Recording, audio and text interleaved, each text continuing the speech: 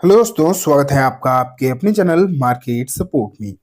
दोस्तों, आज की इस वीडियो में हम बात करने वाले हैं बजाज हाउसिंग फाइनेंस लिमिटेड के शेयर के बारे में। अगर आप देखो तो आज एक बार फिर से मार्केट में थोड़ी सी समस्याएं अभी तक देखने को मिल रही थी थोड़ी देर पहले तक तो, लेकिन फिलहाल मार्केट की जो स्थिति है थोड़ी सी, ज्यादा नहीं, थोड़ी सी बदलती हुई देखने को मिली है। मार्केट अपने निचले स्तर से रिकवर करता हुआ देखने को मिल रहा है। मैं एक बार आपको थोड़ी सी मार्केट की पोजीशन दिखा देता हूँ। ये देखो किस स्पीड से मार्केट जो है गिरा था, एंड रिकवरी की स्पीड डेफिनेटली आप देख पा रहे हैं थोड़ी सी ज्यादा ही है। लास्ट के समय पर आप मान के चलिए 3 बजे या फिर पौने 3 बजे के आसपास यहाँ पर रिकवरी स्टार्ट हुई है मार्केट में, और स्थिति अभी फिर भी बहुत हद तक सही होती हुई दिखाई दे रही है। लेकिन अभी स्मॉल कैप हो गए, मिड कैप हो गए, उनमें अभी भी समस्या है। तो बजाज हाउसिंग फाइनेंस की अगर हम बात करें पर्टिकुलरली गिरावट, तो इसमें भी आपको देखने को मिल ही रही है। ये देखो, यहाँ अगर हम देखें 111 रुपए पर ये काउंटर जो है आपको फिलहाल ट्रेड करता हुआ देखने को मिल रहा है। एंड उतार चढ़ाव की अगर हम बात करें तो निचले स्तर के से थोड़ा सा रिकवर हुआ है, लेकिन उसके बावजूद भी गिरावट ही है। लगभग 0.2% के आसपास की गिरावट ये काउंटर अभी आपको दिखा रहा है। हालांकि अगर हम देखें निचले स्तर से क्या हालचाल यहाँ पर हुआ है, तो लगभग 1.25% की रिकवरी आई है, क्योंकि आज भी एक समय 3% के आसपास डाउन आपको देखने को मिल रहा था। तो ये सिचुएशंस है। अभी मार्केट जो है वो बहुत अच्छा आपको जो है देखने को नहीं मिल रहा, और फिर भी चलो निफ्टी तो हरे निशान में है ही जहाँ तक है। ये काउंटर की अगर हम बात करें, यह स्थिति जो है अभी थोड़ी सी यूं ही नजर आ रही है। लेकिन मैं आपको दिखाता हूँ पिछले एक महीने में स्थिति बहुत खराब, ऊपरी स्तर से भी ये शेयर जो है 40% करेक्टेड है। जैसा कि मैंने आपको लगातार बताया है कि बजट ही एक ऐसा चीज यहाँ पर देखने को मिल रही है, जिसके लिहाज से हम कह सकते हैं जहाँ पर अगर थोड़ी भी चीजें अच्छी होती हुई दिखाई दी तो यहाँ पर सिचुएशन जो है थोड़ी बहुत बदलती हुई दिखाई दे सकती है। एंड अगर बजट में कुछ अच्छी चीजें नहीं देखने को मिली तो कहीं ना कहीं समस्या हो सकती है। मैं आपको लगातार बताता आया हूँ कि अफोर्डेबल फाइनेंस सेक्टर जो है उसमें बजट में कुछ आ सकता है, रियलिटी सेक्टर में आ सकता है। तो ये मान के चलो कि आज कुछ खबरें जो हैं निकल कर आई हैं, इस बजट के लिहाज से भी जो है मैं इम्पोर्टेंट हो जाती है, वो मैं अभी आपको बताने वाला हूँ। हालांकि अफोर्डेबल फाइनेंस की भी बात करें अगर हम, तो अगर बाजार या बजट में उसके हिसाब से बात होती तो और भी शेयर हैं जैसे हुडको हो गया, इस पर बहुत असर पड़ता है। लेकिन कहीं ना कहीं हाउसिंग फाइनेंस की जो कंपनी है, बड़ी हाउसिंग फाइनेंस की कंपनी, उन पर भी असर तो कहीं ना कहीं होता ही है।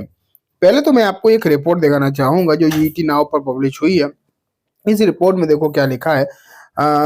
यहाँ पर लिखा है कि 40% तक शेयर नीचे आ चुका है ऊपरी स्तर से, तो अब इसमें करके क्या चला जा सकता है। तो देखो कुछ रिपोर्ट्स यहाँ पर कुछ एक्सपर्ट्स द्वारा दी गई हैं। तो धवानी पटेल, ये देखो धवानी पटेल, इन्होंने इस पर्टिकुलर काउंटर पर बात करी है, और इन्होंने बोला है कि अगर ये थोड़ा सा और नीचे जाता है, जैसे कि 105 से 100 रुपए की जो रेंज है, अगर ये काउंटर उसमें मिलता है तो यहाँ पर धीरे धीरे करके खरीदारी की तरफ सोचना चाहिए। ये बात जो है धवानी पटेल की तरफ से देखने को मिल रही है। इस पर जो है आप डेफिनेटली नजर बनाकर रखें। लेकिन अगर इनकी अगर हम बात करें तो इन्होंने ये भी कहा है कि टारगेट भी जो है इसके कोई बहुत अच्छे नहीं होंगे। अगर देखा जाए तो टारगेट भी इन्होंने यही रखे हैं। देखो यहाँ पर लिखा है 425, target of Bajaj housing finance is 105 rupees and 100। This is also good range for accumulation. मतलब इन्होंने टारगेट भी यही कहे हैं, ये भी देख पा रहे हैं, और एक्यूमुलेशन जोन भी यही बताया है। हालांकि एक चीज अगर बताएं, देखो लिखा है long term investor should focus on dips while short term trader can capitalise on price fluctuation near 105 the market access side. इन्होंने कहा है कि जो लॉन्ग टर्म के लिए सोच रहे हैं वो लोग बाई ऑन डिप्स का ध्यान रखें। डिप्स पर अगर खरीदारी करें तो डेफिनेटली फायदा हो सकता है। लेकिन जो लोग शॉर्ट टर्म के हिसाब से काम करना चाहते हैं वो इन जो प्राइजेस हैं इन पर कैपिटलाइज कर सकते हैं चीजों को, ठीक है। तो यहाँ ध्यान रखना चाहिए। अब देखो आपके सामने एक खबर मैं और रख रहा हूँ। Budget 25 expectation, real estate sector pushes for affordable housing and tax incentives. तो यहाँ पर लिखा है कि जो रियलिटी सेक्टर है बेसिकली वहां पर भी ध्यान दिया जाना है सरकार की तरफ से। एंड अगर देखोगे तो अफोर्डेबल हाउसिंग पर भी बहुत ज्यादा हो सकता है ध्यान दिया जाए। ये जो बातें हैं ये ऐसा नहीं है कि यूं ही किसी की तरफ से आई हैं, ये बड़ी फर्म की तरफ से ये बातें निकल कर आ रही हैं। एंड ज़्यादातर एनालिस्ट जो हैं आज इस बात को मतलब मानते हैं कि अफोर्डेबल हाउसिंग जो है उस पर सरकार ज़रूर ध्यान देगी और पहले भी देती आई है। मैंने आपको बताया है कि इस लिहाज से कुछ और शेयर है लाइक हुडको, वो काफ़ी ज़्यादा फोकस में रहेगा बजट के लिहाज से। लेकिन ये जो बजाज हाउसिंग फाइनेंस है या फिर और भी हाउसिंग फाइनेंस सेक्टर जो है उस पर ध्यान आपको देना चाहिए। हालांकि बाकी की चीजें तो ठीक है, इसमें एक अपना इशू जो है वो वैल्यूएशन का है। वो डेफिनेटली कहीं ना कहीं दिक्कत देता ही है। अगर वैल्यूएशन सही हो कंपनी की तो इतनी समस्या नहीं हो, लेकिन वैल्यूएशन थोड़ी सी महंगी दिखाई इसकी देती कंपैरेटिवली अगर आप देखोगे तो, इसलिए थोड़ी सी समस्या यहाँ पर स्पेशल दिखाई देती इस कंपनी के लिए। ठीक है, इस सेक्टर के दूसरे अगर आप शेयर्स देखोगे तो वहां इतनी दिक्कत नहीं दिखाई देती। ठीक है, तो ये बात हो गई दोस्तों बजाज हाउसिंग के बारे में। अब जो है मैं आपको नेक्स्ट शेयर के ऊपर लेकर चलता हूँ एंड इसका नाम है Indraprastha gas limited.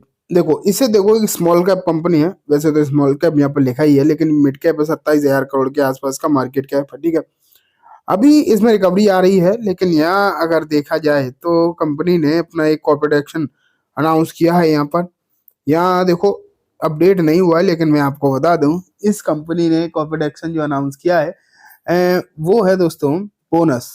And bonus है 1:1 का। ठीक है, साथ में इन्होंने अपनी रिकॉर्ड डेट भी दे दी है, 31 जनवरी जो है यहाँ पर आपको रिकॉर्ड डेट दिखाई दे रही है आईजीएल की। ठीक है, और अपने तौर पर ये कंपनी भी अच्छी है, इसमें भी कोई भी डाउट नहीं है, लेकिन फिलहाल की स्थिति मार्केट की ही खराब है, इसलिए ज्यादातर शेयर्स के हालचाल भी कोई बहुत अच्छे दिखाई दे नहीं पा रहे। अदरवाइज यहाँ इतनी समस्या नहीं है। ठीक है, तो ये बात हो गई दोस्तों इस पर डॉलर काउंटर के बारे में भी। अब जो है मैं आपको नेक्स्ट स्टॉक पर लेकर चलता हूँ एंड जल्दी इसमें डिविडेंड आने वाला है एंड इसका नाम है मैस्टेक। मैस्टेक अगर आप देखोगे 2614-15 पर अभी ट्रेड कर रहा है, अभी इसमें भी रिकवरी हुई है, लेकिन यहाँ पर डिविडेंड कंपनी ने अनाउंस किया है 7 रुपए पर शेयर का। ठीक, 7 रुपए पर शेयर का डिविडेंड है एंड इसकी जो रिकॉर्ड डेट है वो है दोस्तों 24 जनवरी 2025, मतलब 2 दिन बाद ही इसकी जो है रिकॉर्ड डेट भी आ रही है। तो चलिए दोस्तों, आज की इस बस इतना ही। उम्मीद वीडियो पसंद आई होगी। वीडियो अच्छी लगी हो तो इसे लाइक करना, चैनल को भी जरूर सब्सक्राइब करना, जाते जाते बेल आइकन भी दबाना, जिससे कि जब भी मैं कोई नई वीडियो डालूं आपके पास नोटिफिकेशन सबसे पहले आ जाए। एंड दोस्तों ये वीडियो सिर्फ और सिर्फ एजुकेशन एंड इन्फॉर्मेशन पर्पस है, तो इसे किसी भी तरीके की बाइंग सेलिंग की रिकमेंडेशन के तौर पर बिल्कुल भी ना देखें। Thank you.